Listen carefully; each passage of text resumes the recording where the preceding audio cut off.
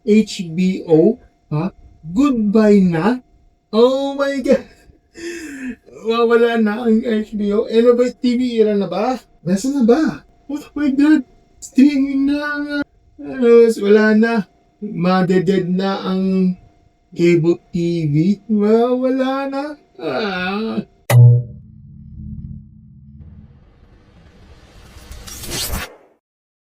Hello mga stories, welcome back sa isa na naman random reaction channel dito sa akin channel mga stories.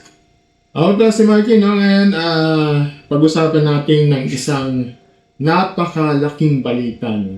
Para sa mga cable subscribers, sa mga satellite TV, no? So, di ba? Kung mahal nyo ang yung mga special na mga pelikula, sigurado maapektuhan kayo dito, no? Dahil sa mga haligi ng movie channels, no, ay magpapaalam na, well, basahin natin, okay? So, mula sa Telepinoy Pay TV, itong Facebook page, no, Pay TV provider Signal TV as officially confirmed, no, that each HBO channels will no longer be available on its platform effective September 1, 2026, no? Following the expiration of this content carriage agreement with the network. Kumbaga parang hindi nila tinuloy, okay? To the board and the viewing options, Signal announced that Studio Universal will join its channel lineup starting August 15, offering subscribers with fresh selection of blockbuster films and classic entertainment. This will be followed by the integration of sports networks, being Sports 1, 2, and 3 on September 1, 2026. Significantly expanded the provider's live sports coverage. Subscribers will also continue to have access to popular movie and entertainment channels, including Top Movies, Hits Movies, AXN, and Rock Entertainment. Signal assured its audience that it will continue introducing additional channels and content throughout the year. Mga stories, no, ito ang talaga yung mawawala na talaga dito, okay? Mga stories, stay to the point tayo dito, no? Ito na yung tuluyang pagtatapos ng movie TV era sa traditional pay TV, okay? So, mga stories, no, kung susuriin natin ang mga nangyayari, no, hindi na ito bago, no? Logical at nakakabang ito, no? Para sa mga media giants noong 2023. Kung napansin niyo yung 2023 na maalam na yung nakita natin yung end of contract yung Star Movies, Star Chinese Movies, 'di ba? Diba na end of contract na, 'di ba? Tapos yung Disney Channel, 'di ba? Okay, yun yung nag-end of contract na. Kasi lahat ng mga palabas ay napunta sa streaming platforms, which is yung Disney Plus, di ba? So, yun yung nangyari doon. At dahil nag-transition ang Disney sa Disney Plus nitong June, no, lang yung taon, yung nag-end of contract naman yung Sari-Sari Channel, TVO at saka Viva Cinema. Kasi nag-focus na ang Viva sa kanilang Vivo One at saka yung Viva Max na apps, no, yung taon na to. Ito na naman yung ngayon, mga stories, this month, no, this September na, no, itong taon na to, ay itong HBO Pack na to ay tuluyan ng magpapaalam na. Ngayon, bakit ba ito nangyayari, no? Well, yan talaga, hindi na bago yan. Dalawang bagay yan. Una, yung carriage fees o yung bike ng signal, no, sa HBO para mapalabas sa mga channels nila na sobrang mahal, no? Pangalawa, gusto na ang Warner Brothers, Discovery, na direkta ng mga tao sa kanilang sariling streaming platforms na which is yung HBO Max, no, o HBO Go o yung Max at yung tinutukoy natin, no. Well, ko dito, this is a part of the business o negosyo ito. Bakit pa sila nakikihati sa signal kung pwede naman kuhunin ng buo yung subscription fee mo sa app nila, di ba? Parang gusto nila magiging direct na.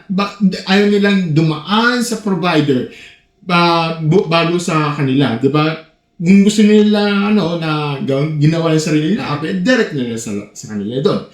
No, yan pag-usapan natin yung pamalit, no. Studio Universal. Huwag tayong magplastikan dito. Maganda yung Universal Pictures, marami silang classic blockbusters, pero kung itatapat mo ang Studio Universal sa HBO, malayong-malayo talaga ang kalidad pagdating sa premium content, no? Ang HBO ay may House of the Dragon, may The Last of Us, at yung mga pinakabagong Hollywood movies, di ba? Yan, ang Studio Universal ay kadalasan puno ng mga older catalog films, no? Para kang binawasan ng steak at pinalitan mo ng burger patty. Parang ganun nangyari. Okay lang pero hindi pa rin parehas ang value. Yun yung, that's why I'm talking about. Yung pagdagdag ng beIN Sports ay medyo maganda para sa mga sports fans. Okay, beIN Sports, maraming nanonood dyan. Pero para sa mga totoong movie lovers na na bumabayad ka na ng premium cable para sa HBO, isang malaking downgrade ito. Okay?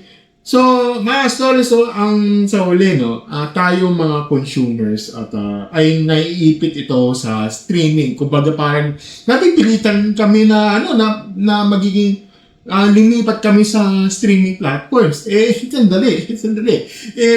Parang nangyari, nagkakaroon ng, hindi na siya yung package ang kadalasan sa mga cable TV, meron siyang package na pwedeng hindi lang sa movies napipili ko ng mga entertainment, mga general entertainment, mga non-fictional, yung mga documentary.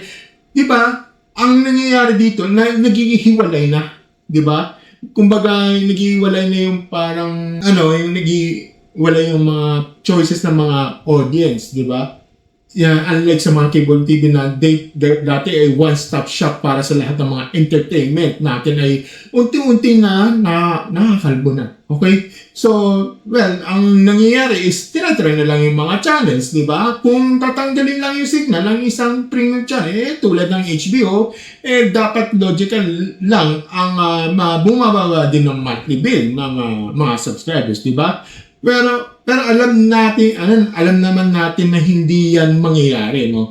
Tayo na ang bahalang mag-adjust kung mananatili pa tayo sa traditional TV o tuloy na tayo lilipas sa digital streaming, di ba? Kaya, ayun, nakakalungkot pero ganun talaga ang buhay napapanood naman talaga, di ba? So, yun. Kaya masasabi ko lang dito isa na namang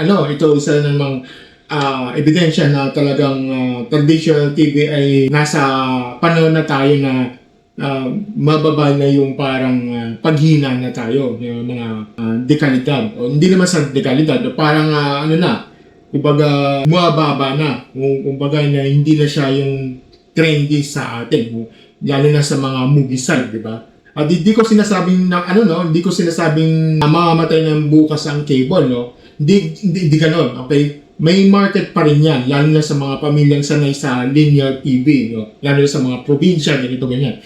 Wala talagang oras sa maghalongkat ng mga apps katulad at saka sa mga lugar na hindi naman stable sa internet, di ba? Yan lang yung masasabi dito. At saka, pero kung pag-usapan natin yung about sa premium content, malinaw na ang direksyon, no? Nasa streaming na ang tutok sa karamihan sa malalaking kumpanya. Well, ang pinakamasakit dito habang nangyayari ng shift na ito, tayo mga consumers ang laging nag-a-adjust, di ba? Kaya tayo magbabayad, tayo naghahanap, tayong nagtitiis, di ba? Sa nawawalan chance. So, tayo rin ang pipilit magdagdag pa rin isa pang subscription, di ba? Well, ganun talaga. Kaya hindi talaga pakataka na marami na nagsasabing tapos na ang movie TV era, no? Dahil sa bawat pag-alis ng isang malaking channel. So, mas lumiliit ang dahilan para manatili sa cable TV, di ba? Kaya mga stories, no, sulit pa ba ang pagiging signal subscriber kung sunod-sunod na ang pagkawala ang mga major movie channels sa mga cable TVs, no? At para sa inyo, no, kung makatarungan ba na palitan ang HBO sa Studio Universal at beIN Sports, di ba? Well, comment down below at babasahin natin yan. Kung gusto niyo mga ganyang opinionated, logical, and frankly state your point video, commentary videos, no? Don't forget to like, share, subscribe sa ating channel, and click the notification button sa ating baba. And be part of the Stories membership plan as for as low as 39 pesos a month, no? Early videos fresh for the rendering video, meron ding 159 pesos a month and 399 pesos a month. Ito ang mga exclusive videos ko para sa mga ka-stories membership ko, no? Yun lang, mga stories. Ako pala si Martin, as always, no, mga stories. Thank you and have a great day, stories. Bye!